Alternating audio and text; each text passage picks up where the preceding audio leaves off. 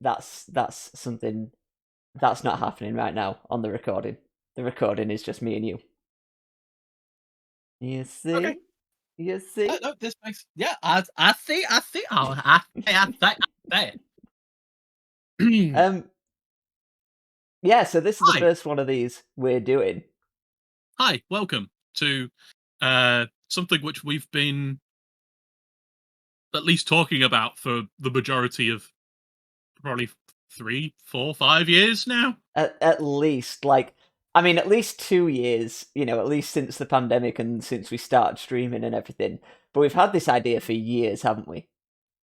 Yeah, and a lot of it comes down. A lot of it, the entire concept comes down to the fact that there are a lot of games that I have played that I consider to be the best games, or some of the best games that I've ever played that Mhm. Sam has not. And then there's also the inverse, where Sam has played a lot of games that he would consider the best games of all time that I have not. We've got like You can- contrasting and complementing tastes in games, right? So we thought the best way to do sort of reviews for some of our favorite games or some of our most memorable games was to interview each other about them. Yes, And then and we all know Sam loves a good interview, we and I love a love good talking interview. about stuff, so it worked out well. There will be. So yeah, 19 days until our Yeah, yeah. 10-year What's that, anniversary. boy? What's that, boy? Huh? Oh Good my, lord, it doesn't feel that long, does it? it doesn't at all. And kind of a fitting game for the 10-year anniversary. Would you say this is your favorite game of all time or like top 5 or Top 5, definitely. Mhm. I would certainly say that it is my most purchased game of all time, Okay. um, because I bought it 3 times on the PlayStation 2. Thank you, brother, for scratching discs. Oof. Uh, I then bought it when it came out on the PS3 re-release, remaster. I then bought it on the Vita. I now also own it on the PC, which, if you're watching any gameplay footage, that is where that's come from. Lovely. Um, First of all, shall we just watch the trailer for this game that we're going to review? Should we to all start do it off, we're together? going to to start off, we're going to watch the original PlayStation 2 release trailer. Let's get into the trailer. Oh, of course, it's in 4-3, yeah. yeah. This is your story. Your story?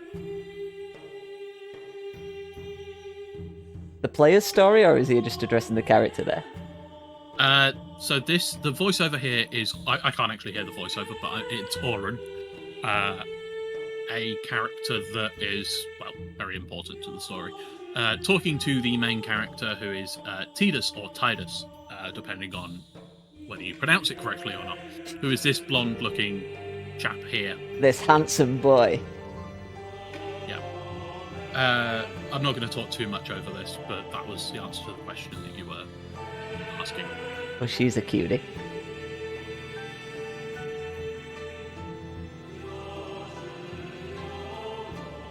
Yeah. So this is Yuna. That she is what is called a summoner. Remarkably, she summons things, but her main role is to send people. Now, the sending is what is happening right here. And this point in the game is actually shortly after a point a little later in the trailer, which I'll point out. But essentially, the big bad has attacked this village. This is Bicanel village. That's somewhat completely different. That wasn't pre-rendered, was it? That looked like game, like in-engine footage. That was in-engine stuff. So this is all pre-rendered, and it is beautiful, and the soundtrack just spot on. Started I believe right now what you're hearing is a song called "The Hymn of the Faith," and now this is the attack on Bicanel village that she is sending people. Okay. But essentially, I will defeat.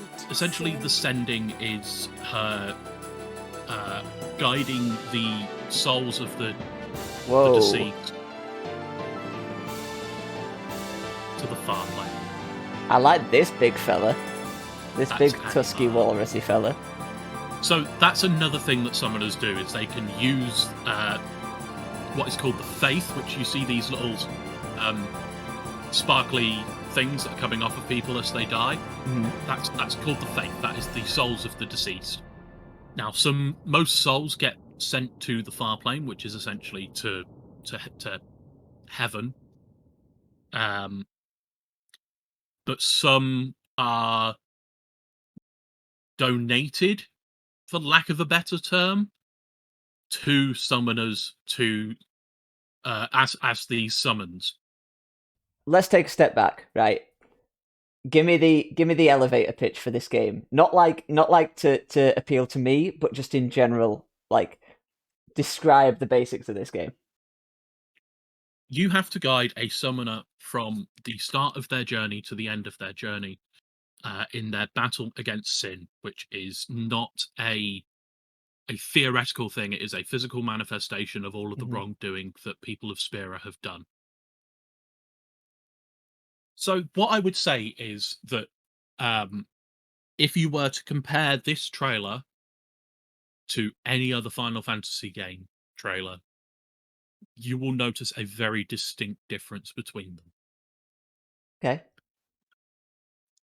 The first half of this trailer is very much about the spiritual and religious aspects of the world. And then the second half is sort of like, there's a couple of explosions and a couple of fights, and, you see the big old summon anima. Whereas other Final Fantasy games, it's all action. It's all action, very little story. And that's kind of the difference. This is the first Final Fantasy title on what is widely considered the best console that has ever released, the PlayStation 2. And One of the best-selling consoles ever, right? Definitely one of the best-selling consoles. And you went from having so Final Fantasy VII happened on the PlayStation 2, PlayStation 1, and everybody loved that. But Final Fantasy VII was split across 4 discs. Yes. 4 discs? Several discs, anyway. Yeah. Then you had Final Fantasy VIII, which I prefer to Final Fantasy VII, but a lot of people thought was not as good, so it was less well received. Still sold like nobody's business because it's a Final Fantasy title, but didn't sell as much as Final Fantasy VII. It's not going to get a remake. The most recent remaster is shoddy at best. And then Final Fantasy IX came out towards the end of the PlayStation 1 life cycle, and that was, again, pretty poorly received. Still a Final Fantasy title, so it's probably got pretty high Metacritic ratings and critical reviews. But you went from having these games that are on multiple discs to having a single DVD filled with the entire content of Final Fantasy X. So not only were they able to do higher resolution textures, they were also able to include full motion CGI cutscenes. And just the sheer scale of the game in comparison to the 3 previous Final Fantasy titles is something that was unprecedented, and it sort of blew everybody out of the water. These are full cutscenes. These are 80% of the game has got voice acting. There's something to be said for the immersion of that, right? Not just the voice acting, but the fact that, like, on the PS1, like you say, the game's spread across 4 discs, so you have to physically get up, take the disc out of your PlayStation, put another disc in. I know that it's not like a huge ordeal, but we don't have to do any of that these days. And just having one huge world that you can explore and just get lost in, I guess that's a huge step forward for the franchise itself, isn't it? Yeah, and it is a huge world. I mean, the parts of Final Fantasy VII and Final Fantasy VIII are huge as well. But there is a point in Final Fantasy X where you just essentially you are free to roam wherever, like Mhm. wherever you want to go back to the start. You can go back to the start. You want to go fight the main boss at end of the game. You can do that, and it's just open and big, and all of the areas are 3D rendered. Uh, yeah, it's just an absolutely massive game. So what's your sort of personal history with the game? Did you play it when it released? I played it when I first got a PlayStation 2, so we're talking tail end of 2001, beginning of 2002. So Mhm. probably 6 to 12 months after it was released. So I have an interesting history with it because it is not an easy game if you don't pay attention. And I was a 12-year-old who thought I knew everything, so I got stuck. So initially, I got stuck on the first boss battle. Mhm. Put the game back in its case. Played the other game for I don't know 3 months. Came back to it. Um, then I put about 120 hours into the game itself Oh on wow. PlayStation 2. Over the course of several years, Yeah. um, got to the penultimate boss, who is essentially so the penultimate boss is essentially the big final boss. Mhm. There's another boss afterwards, you know, but what can I say? God goes down really easy, if you know how to kill him.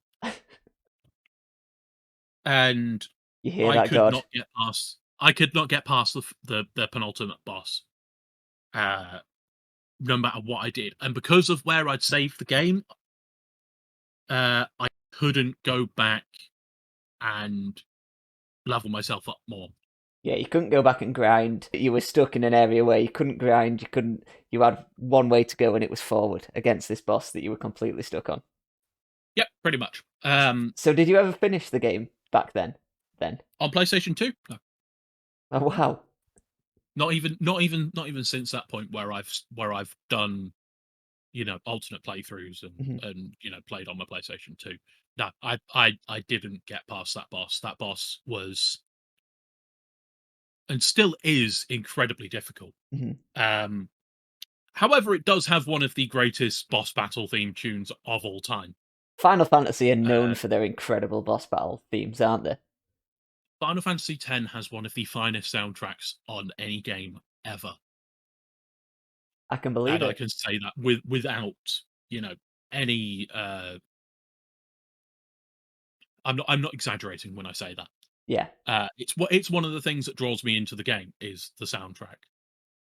The opening piano piece, which I believe is just called Xanakand, is just absolutely beautiful, and you can just listen to it and just you can feel all the emotion that goes into it. Mhm. The game itself is kind of interesting from a story perspective as well, um, because you start in the middle of the game. In the middle of the story, sort of thing. You start well. In the trailer, there is a point where there's a shot of it zooming into a couple of swords stuck in the sand and a Mhm. ball, and then there's the faith sort of twisting around it. That's the opening shot, and that is just before the whole group makes their way to the final temple to get the final Aeon. And the Aeons are the summons. So what happens is the main character stands up from a bonfire and walks over and views over this ruined and destroyed city. Um, and he starts to tell you his story. Uh, and that's where you then go back to him starting in this ruined and destroyed city back when it was in its heyday.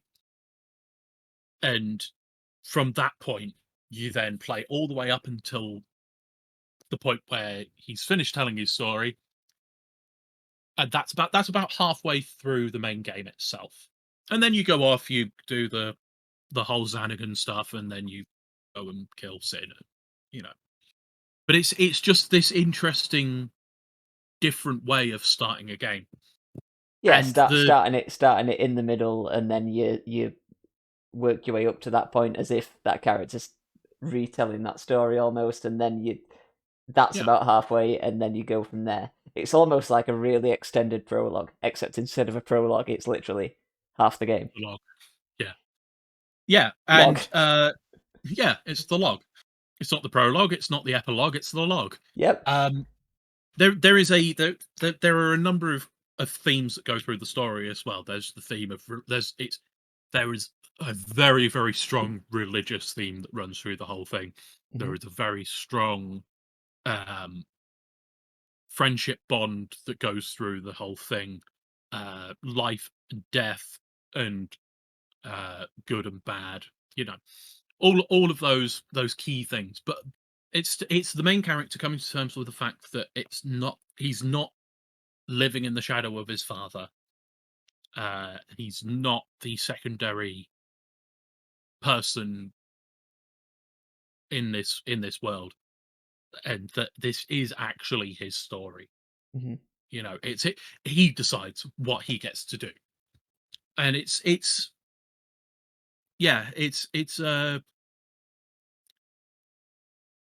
very main character centric story when you get to the end of it, despite the fact that for a lot of the story you do feel like you're on the outside looking in. Mm-hmm. um and essentially that's the two halves of the story. Is you know, up until that point you do feel like the outside, you know, you are just um Along for the ride, almost. yeah, along for the ride. You are an outsider in this world, you don't know anything about this world, and then Mm-hmm. you get to this point, and then you learn some things on the lead up to this bonfire that sort of entirely changed the story, Mm-hmm. and it changed the, you know, it's one of those moments where the character sort of clicks and goes, oh wow, is that what I've been saying this entire time?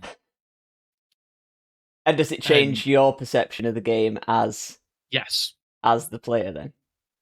yes, it's 20 years old. I think we can do away with spoilers. Yeah, Yeah. yeah, yeah. Okay. So um Summoner, uh Yuna, who is the female character, her father um banished Sin. Okay, so he killed Sin, and Sin was gone for 10 years. Mm-hmm. And now Sin has returned, so summoners have to go and kill him again. Um Her father gave his life to do so. And everybody knows that, apart from you, until the point where you get told, no, don't you realize Yuna is going to die? But all See. the way through, you've been pushing forwards and going, yeah, come on, let's go get Sin. Let's go Mm-hmm. kill Sin. Let's go do this as quickly as we can. Let's go blah blah blah. And then you just get this twist of, no, no, no, no, no. She is going to die. Summoners give their lives so that Sin is gone for 10 years.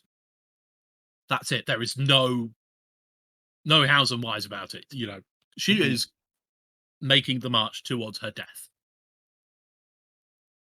So all this time you've been playing the sort of almost swashbuckling adventure hero. Yeah, yeah. And everybody else has been looking at you going, why do you want this girl to die? Right, I see. Oh, I like that. Yeah. Uh it's a bit of an emotional hit when it eventually happens as well. Mm-hmm. We've talked a lot about the story. Is is that the main draw for you? Is it the story and the themes and Initially, yes, on the first playthrough, definitely. Uh the gameplay itself is probably the best turn-based gameplay that you will play in a game. so that I was Um, going to ask about that, about the combat itself and stuff like that, because when I think about like traditional JRPGs, like the older Final Fantasies and like the Dragon Quests, I think of completely turn-based stuff, and then I think about stuff like maybe Final Fantasy 15, and I've never played it, so I'm not 100%. But is it like active turn-based or something that Yes. how they refer to it? Where does Final Fantasy 10 sit? Final Fantasy X sits at the final turn-based Final Fantasy game, the final true turn-based Final Fantasy game. Okay. You enter into the battle.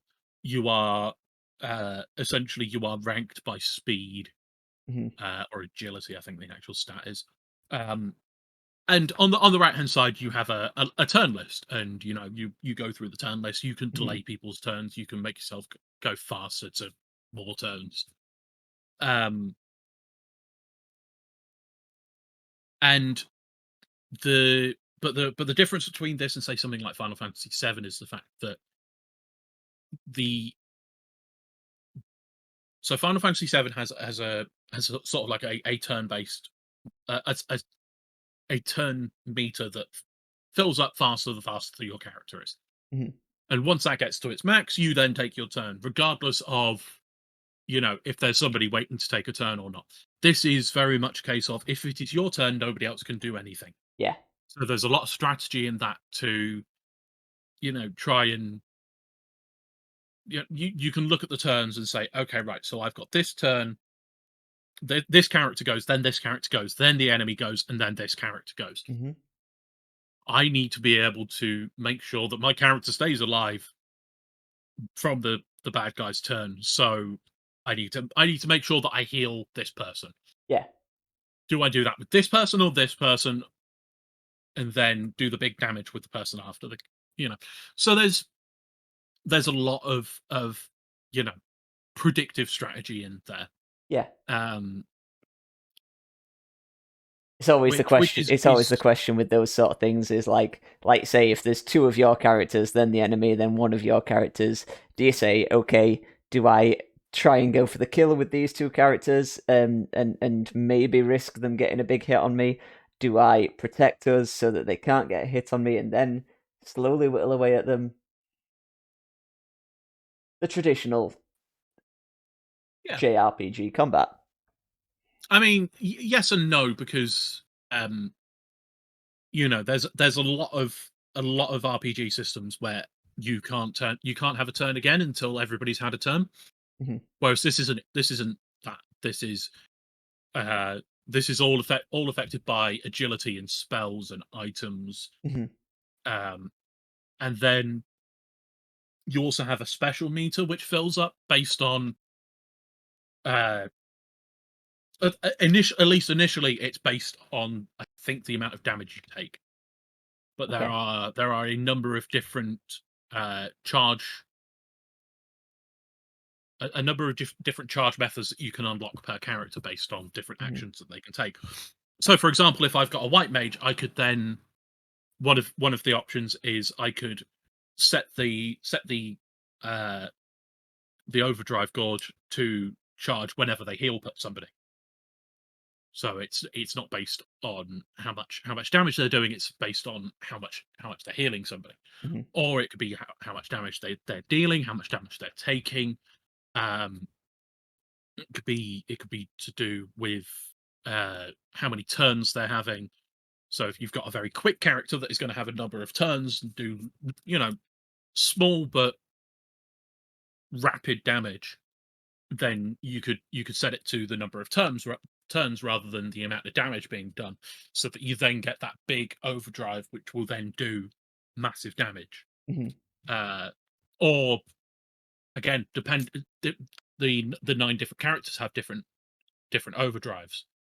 One of the character uses enemy moves against them. One of them does a lot of damage to a single opponent. One of them does a lot of damage to multiple opponents.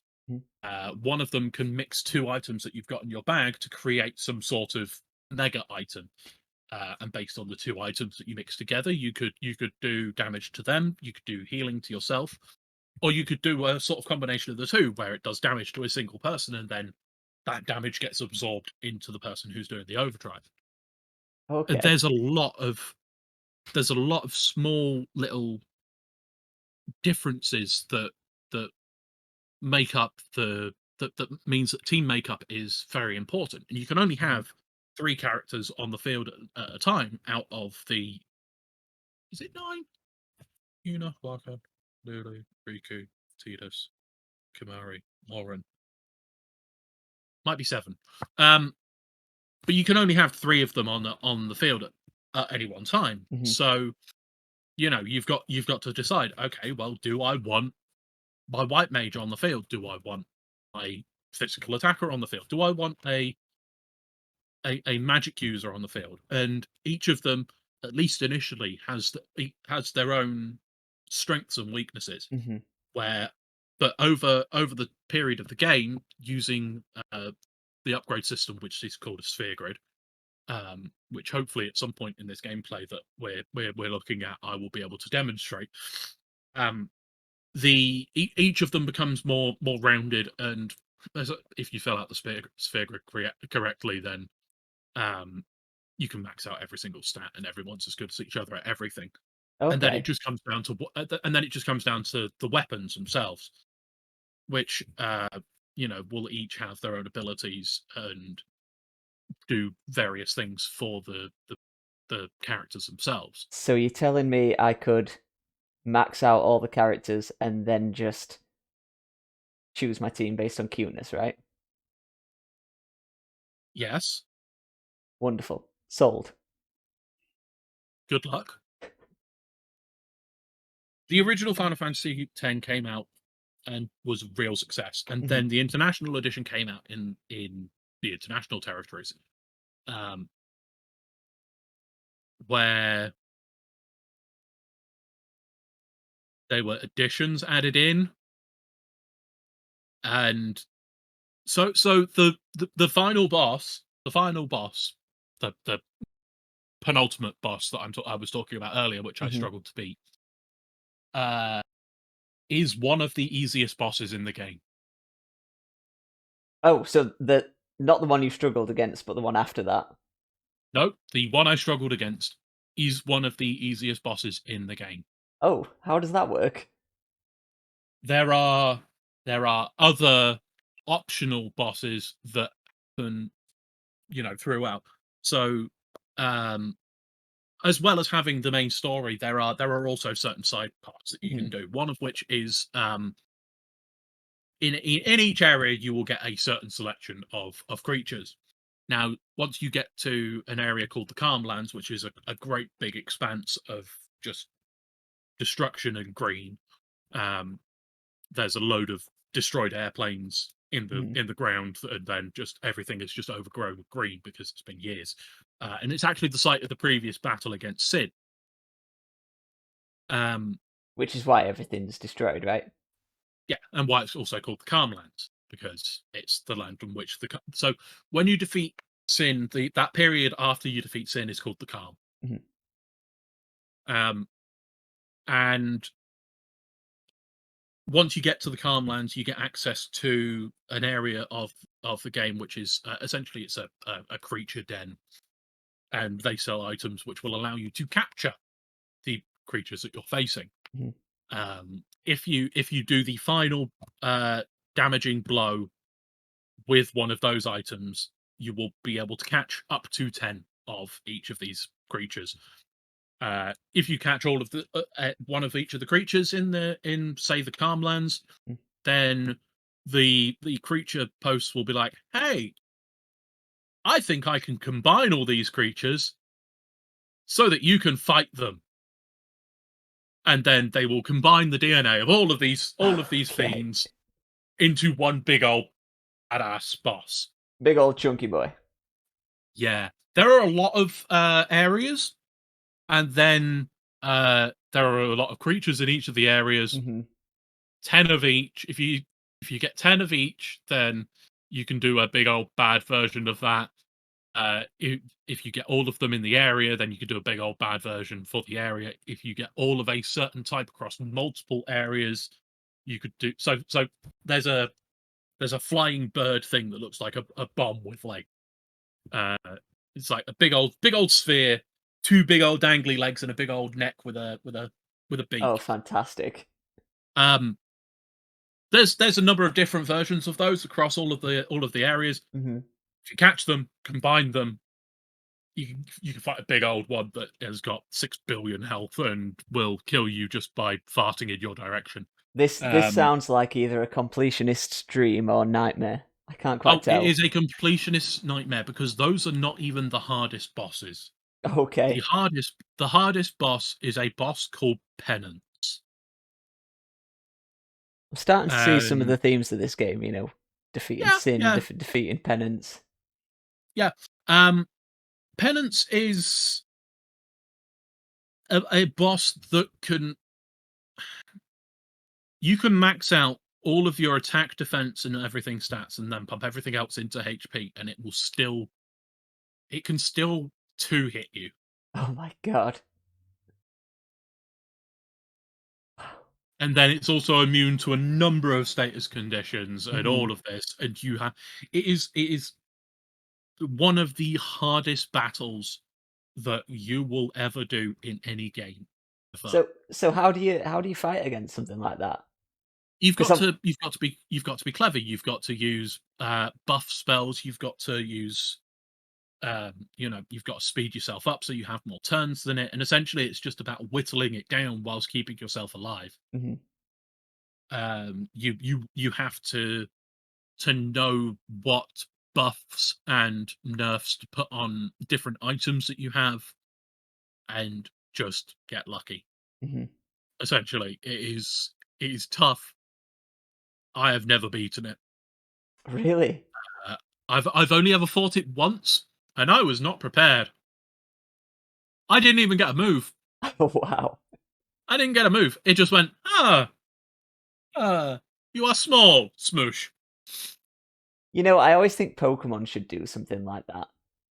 They've Yes, got all these legendaries, and obviously there's like Dynamax battles and stuff which tried to do that, but I always think going on a quest through a dungeon to find this big old boss and it being like the equivalent of a level 200 or something, but there's just one of this them. is. I mean, yeah, they sort of did that with Dynamax raids, Mm. but that just and the problem with Pokemon is the fact that you've got types, Yeah, yeah. and there are always going to be weaknesses to those types. So if you've got a move that's strong against it, you just spam that move. Hmm. Um, to get to Penance, you don't have to go through a dungeon. You don't have to go through anything. You just walk up to a certain part in the game and go, "Hi, Penance," and it goes, "Ah, you're dead." Oh, it sneezes in your general direction and your party just wipes out. Yeah, yeah. So, so you've talked a lot about about the game itself and about what you love and about its themes and everything. But obviously, this is a 20-year-old game we're talking about, and we're on to Final Fantasy 16 next, aren't we? And we've had I mean, Ream. if you consider that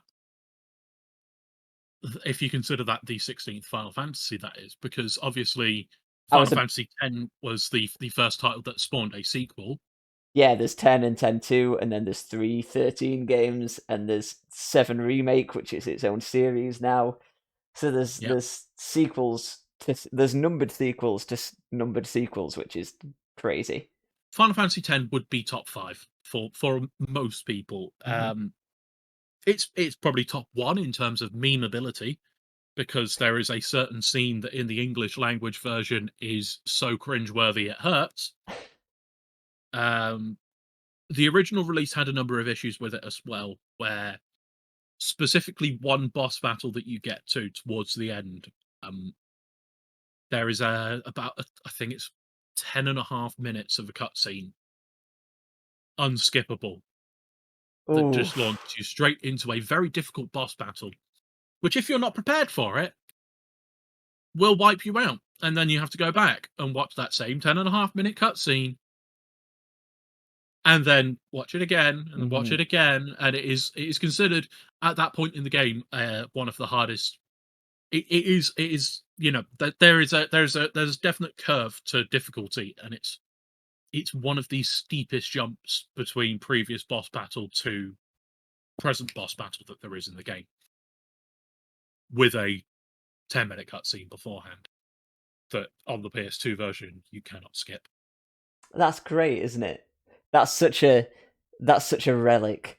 Unskippable cutscenes Oh in general, but yeah. unskippable cutscenes before a boss that you have to watch every single time you face that boss. Yeah, such a Oh yeah, relic of the. you would never get away. That would be an immediate 1 out of 10 if you did that in a game these days. Mhm. And the remaster has thankfully put in a cutscene skipper, Yeah, so you can just skip over these cutscenes. I mean, watch it the first time. Definitely watch it the first time, because you know there's a lot of it's a big old lore dump. mhm. Um, and the boss themselves isn't bad to look at, but um, trust me, that's where Rule 34 came from. That single boss battle. Uh, but yeah, it's one of those things where if you were playing the original PlayStation 2 version, then yes, that would be rather frustrating. But they fixed it in remasters, so people playing it They fixed it. today, So, yeah. yeah. Building off of that, we've talked about like what you love.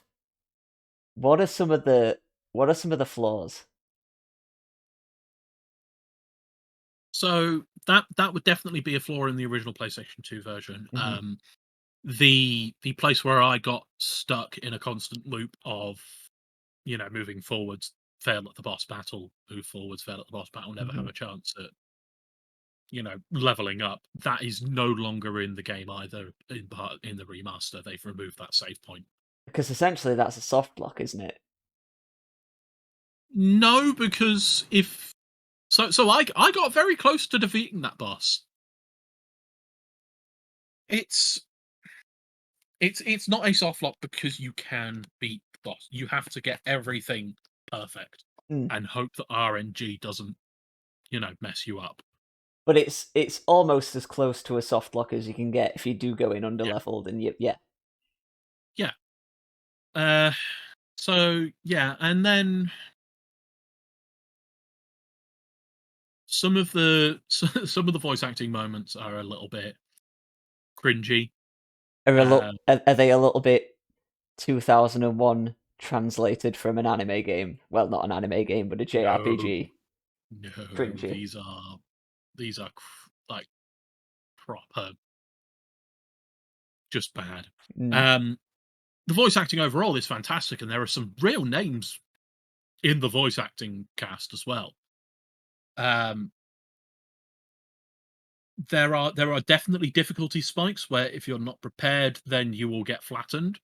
Hmm. Um, there are a number of points where what that I can think of that when I was playing it through as a younger person, um, I would definitely get stuck at those points. Hmm.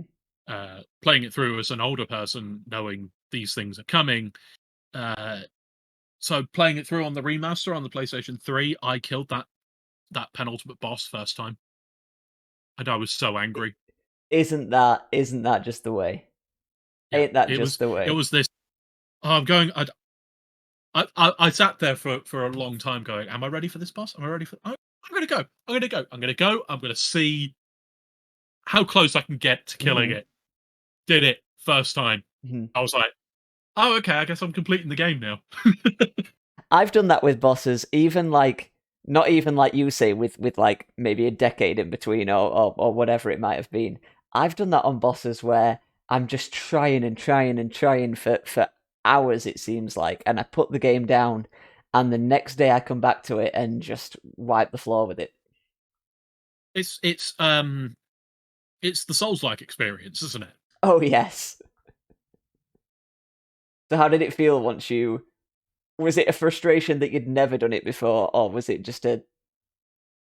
Was it relief you'd finally done it?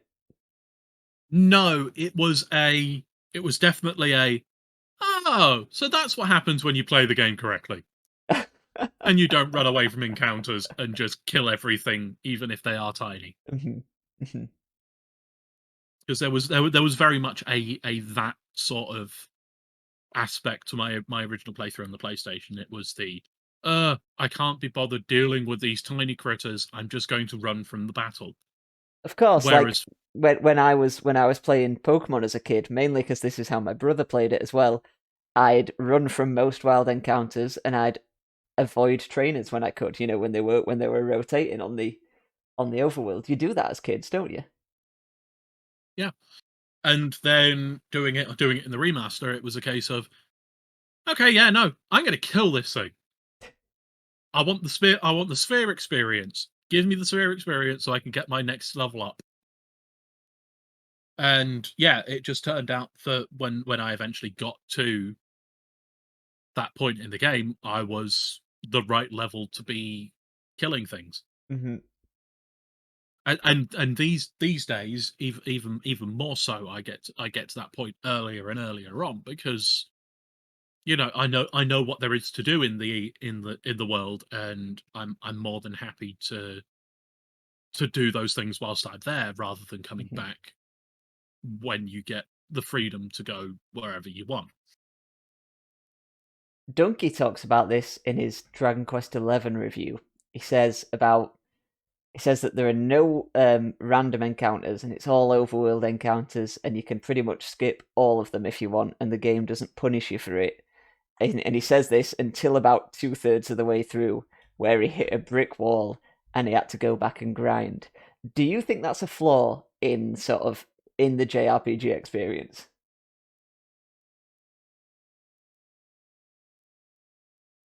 Uh, RPG grinds are,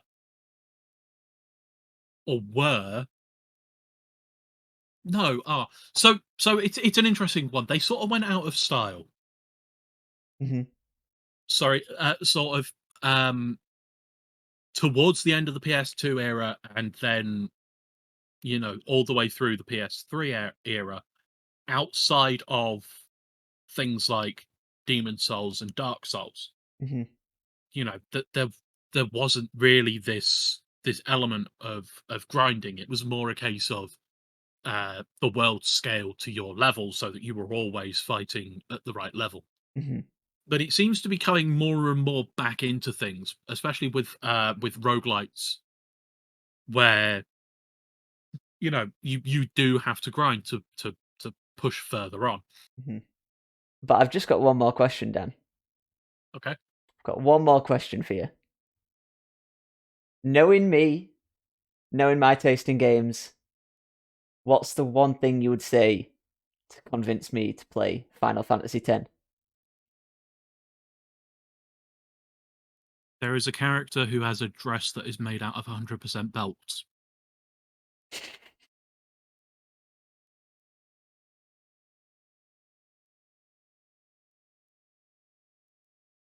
Just the one character? Just the one character. There is also another character who's wearing a G-string, obviously. And then obviously there's the cute main character who has got one eye that's blue and one eye that's green. Oh no, that's done it. The Oh yeah, the yeah. This is a game filled with Sam eligible waifus. Oh, wonderful. The skimpy belt dresses and G strings I can give or take, but the cute the cute main character with the two different coloured eyes. Yeah, I'll take that. There's also a main character who through most of the game walks with his arm sort of holstered in a sling, until he has to use his giant sword, and then he uses it.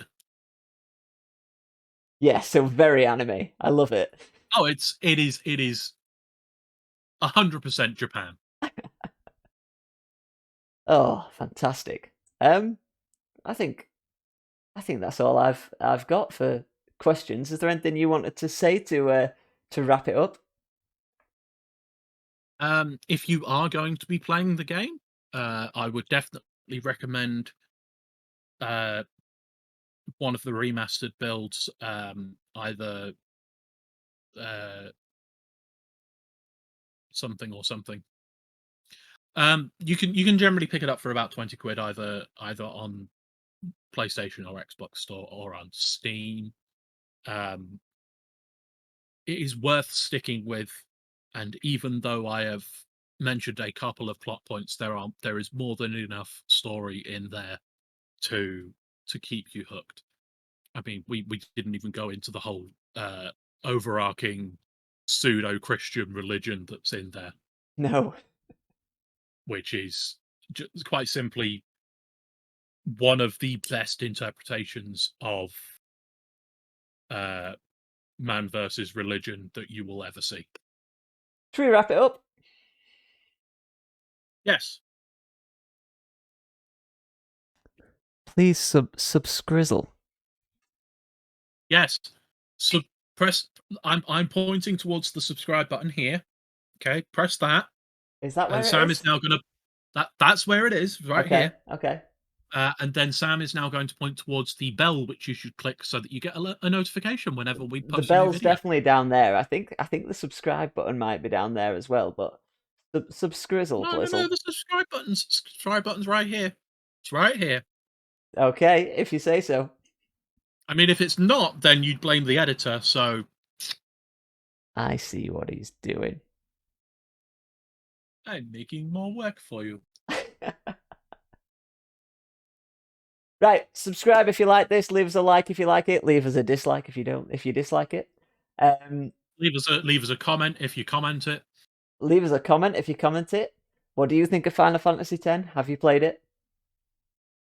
Has this convinced you to play it? If you haven't, And we'll see you on the next one. next time. See you later.